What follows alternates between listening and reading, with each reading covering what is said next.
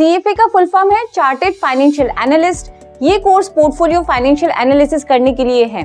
इस प्रोग्राम का गोल है स्टूडेंट्स को फाइनेंशियल और इन्वेस्टमेंट एनालिसिस जैसे सब्जेक्ट्स में ट्रेन करना। इनकी एक्सपर्टीज इन्वेस्टमेंट मैनेजमेंट और फाइनेंशियल एनालिसिस में होती है। Hello and welcome back to career talk series by Maa foundation. आज के इस वीडियो में हम बात करेंगे CFA की। ग्लोबली हर दिन CFA की पॉपुलैरिटी बढ़ती ही जा रही है और CFA लोगों को अट्रैक्ट भी कर रहा है। वैसे तो इसके कई रीजंस हैं, बट इसका सबसे बड़ा रीजन है इंडिया की ग्रोइंग फाइनेंशियल इंडस्ट्री में इसका स्कोप, जो काफी अच्छा है। Nature of work. CFA करने के बाद आप देश विदेश में कहीं भी काम करने की क्षमता रखते हैं। CFA प्रोग्राम की जॉब रिस्पॉन्सिबिलिटीज उनके जॉब रोल के अकॉर्डिंग वेरी करती है। CFA की मेन ड्यूटी है कंपनीज, स्टॉक्स और इंडस्ट्रीज के लिए साउंड डिसीजंस लेना, ताकि वो कॉर्पोरेशन या इंडिविजुअल के लिए अच्छा अमाउंट अर्न करने में कंट्रीब्यूट कर सके।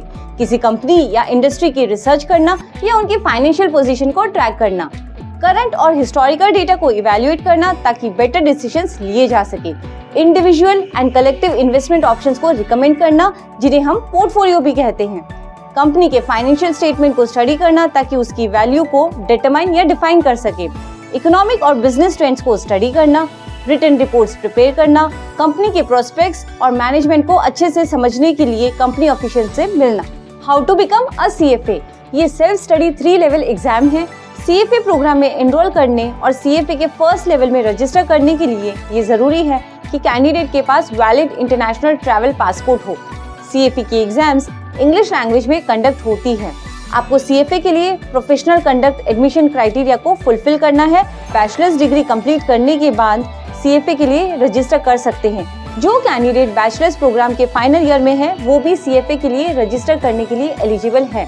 प्रोफेशनल वर्क एक्सपीरियंस में 4000 आवर्स का वर्क एक्सपीरियंस या हायर एजुकेशन या दोनों का कॉम्बिनेशन होना चाहिए, जिसे आपको 3 सिक्वेंशियल ईयर्स में कंप्लीट करना है। एजुकेशन के डेट्स और प्रोफेशनल वर्क एक्सपीरियंस की डेट्स सेम नहीं होनी चाहिए। चलिए अब देखते हैं आप CFA चार्टर कैसे बनते हैं। CFA charter designation CFA institute ने उन्हें दिया है जिन्होंने अपने CFA प्रोग्राम को कंप्लीट कर लिया है और CFA इंस्टीट्यूट की रेगुलर मेंबरशिप ले ली है। CFA चार्टर बनने के लिए आपको CFA के तीनों लेवल्स, लेवल 1, लेवल 2 और लेवल 3 पास करने हैं। क्वालिफाइड वर्क एक्सपीरियंस लेना है। CFA इंस्टीट्यूट के रेगुलर मेंबर बनने के लिए जो रिक्वायरमेंट्स हैं वो है क्वालिफाइड वर्क एक्सपीरियंस लेना, एक एप्लीकेशन सबमिट करना जिसमें क्वालिफाइंग वर्क एक्सपीरियंस और रेफरेंसेस के डॉक्यूमेंट्स हो। एक्सेप्टेंस मिलने के बाद as a regular member CFA institute को ज्वाइन करना। What to learn. CFA course 3 levels में डिवाइडेड है। इसका करिकुलम कुछ इस तरह से डिजाइन किया गया है कि कैंडिडेट को investment decision making, financial accounting, derivatives, stock market की इन डेप्थ नॉलेज मिल सके। CFA के सिलेबस में 10 कोर सब्जेक्ट्स हैं, जिन्हें हम 3 लेवल्स में पढ़ सकते हैं। इन तीनों लेवल के सब्जेक्ट्स आप अपनी स्क्रीन पर देख सकते हैं। CFA को लेकर कुछ मिथ्स भी हैं। Number 1, if you don't have a financial background you are not eligible for CFA। Not exactly. CFA करने के लिए आपका कॉमर्स फाउंडेशन स्ट्रॉन्ग होना चाहिए, बट अगर ऐसा नहीं भी है तो आपको निराश होने की जरूरत नहीं है, क्योंकि अगर आपको मैथ्स की अच्छी पकड़ है तो आप CFA प्रोग्राम कर सकते हैं, क्योंकि CFA investment foundation program students को बेसिक कॉन्सेप्ट सिखाता है और उनकी नॉलेज भी स्ट्रेंथन करता है। एक बार इस सर्टिफिकेट के मिलते ही आप CFA के लिए अप्लाई कर सकते हैं। Number 2, CFA course is too expensive. CFA program करने के लिए आपको 2.5 से 3 लाख खर्च करने हैं और इसे करने के लिए 3 इयर्स का टाइम लग सकता है। कई लोगों को ये अमाउंट ज्यादा लग सकता है, बट सच्चाई ये है कि जितना अमाउंट आप CFA प्रोग्राम में इन्वेस्ट करते हैं उससे कई ज्यादा आप उसे करने के बाद जल्द ही अर्न कर सकेंगे। ये इंटेंसिव कोर्स है। ये कोर्स आपको वैल्यूएबल स्किल्स सिखाता है और आपको इन्वेस्टमेंट इंडस्ट्री को हैंडल करने के लिए प्रिपेयर करता है। अगर आप अपना टाइम एफिशिएंटली मैनेज करते हैं तो आप जॉब के साथ ही साइड बाय साइड अपना कोर्स भी फिनिश कर सकते हैं। इस तरह पढ़ाई के साथ आपकी अर्निंग भी नहीं रुकती। Needed skills. Number 1, Excel modelling skills. As a CFA charter holder आपको एक्सेल शीट्स और मॉडल्स पर काम करना है, तो इसीलिए जरूरी है कि आपको एक्सेल मॉडलिंग स्किल्स आती हो। अगर आपको नहीं भी आती तो आपको इसे सीखने के लिए किसी शॉर्ट टर्म कोर्स को ज्वाइन कर लेना चाहिए। Number 2, analytical skills. Analytical skill का मतलब है समझना, बताना और उसके लिए सॉल्यूशंस रेडी करना, ताकि उसके बेसिस पर बड़े डिसीजंस प्रॉपर्ली लिए जा सके। CFA प्रोग्राम के कंप्लीशन तक आप में एनालिटिकल स्किल्स डेवलप हो जानी चाहिए। Number 3, computer skills. एक्सेल के नॉलेज के अलावा आपको कंप्यूटर को इजीली यूज करना भी आना चाहिए। यहाँ आपको पोर्टफोलियोज क्रिएट करने के लिए, फाइनेंशियल डेटा एनालाइज करने के लिए, ट्रेंड्स को ऑब्जर्व और फोरकास्ट देने के लिए न्यू सॉफ्टवेयर सीखने होंगे। Number 4, mathematical skills. Chartered financial analyst designation financial securities की वैल्यू को एस्टिमेट करते टाइम अपने मैथमेटिकल स्किल्स को यूज करते हैं, इसलिए यहाँ आपका मैथ्स अच्छा होना ही चाहिए। सीएफए करने के कुछ प्रोज है तो कुछ कॉन्स भी है, तो चलिए पहले बात करते हैं प्रोज की। Number 1, CFA could accelerate your career. CFA tough course है और इसीलिए हमें सीएफए काफी कम देखने मिलते हैं। सीएफए का काम डिफरेंट टाइप ऑफ एम्प्लॉयर्स के साथ होता है, जैसे mutual fund firms, hedge funds, investment banks, pension funds, brokerage houses और boutique money managers. Number 2, CFS are connected. CFA globally recognised designation है और इसीलिए इस करियर में कई सारे अपॉर्चुनिटीज हैं, क्योंकि ये प्रोग्राम आपको ऐसे फंडामेंटल्स और इन्वेस्टमेंट प्रिंसिपल सिखाता है जो पूरी दुनिया में रेलेवेंट है। तो अब बात करते हैं कॉन्स की।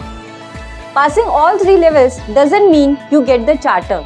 सीएफए की तीनों लेवल्स पास करने का मतलब ये नहीं है कि आपको सीएफए चार्टर मिल जाए। अगर आपको एक्चुअली चार्टर चाहिए तो ये जरूरी है कि कैंडिडेट सीएफए की मेंबरशिप के लिए स्पॉन्सर्ड भी हो और इसके लिए उनके पास सिक्योरिटीज या अदर इन्वेस्टमेंट्स के फाइनेंशियल, इकोनॉमिक या स्टैटिस्टिकल डेटा को इवैल्यूएट और अप्लाई करने का 4 इयर्स का एक्सपीरियंस हो।